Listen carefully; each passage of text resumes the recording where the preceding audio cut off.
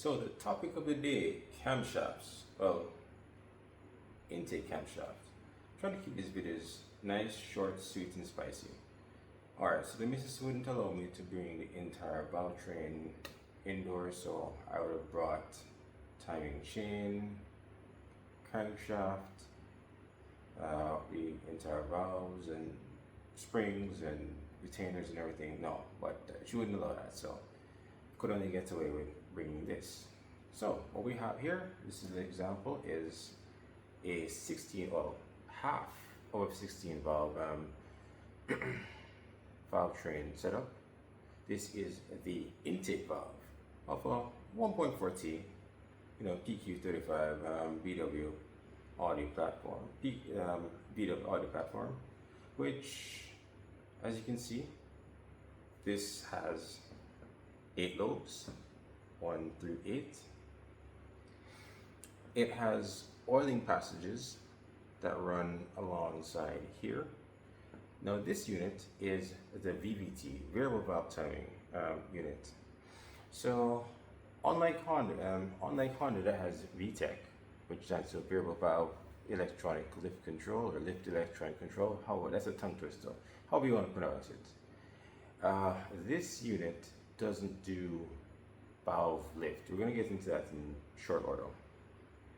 Alright, so crankshaft, oiling passages, VVT unit, and on this you'd have the timing chain that goes and drives this unit.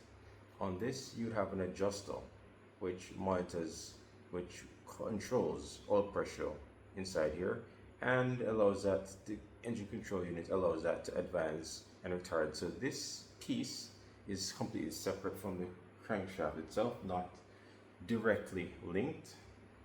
There exists a coupling which is controlled by the oil pressure inside here. We're going to get into that part because in another video, because that's a very interesting deep dive. Now, the lobes.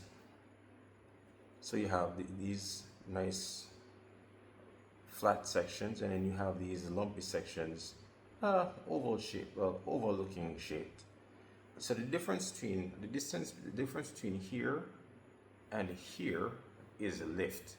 So these parts are actually what opens and closes the valves. They typically work on hydraulic lifters. In this particular case,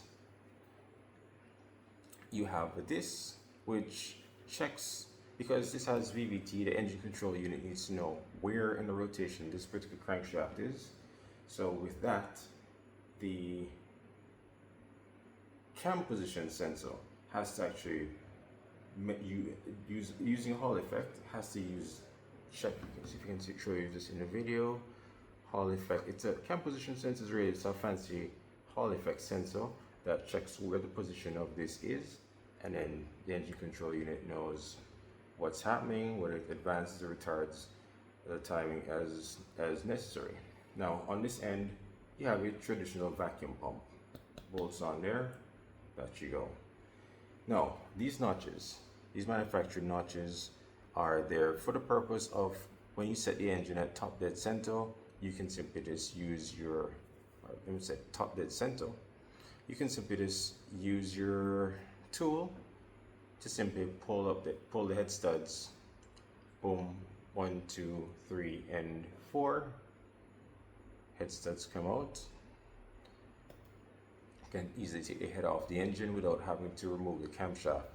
Assuming that the timing is set here at top dead center.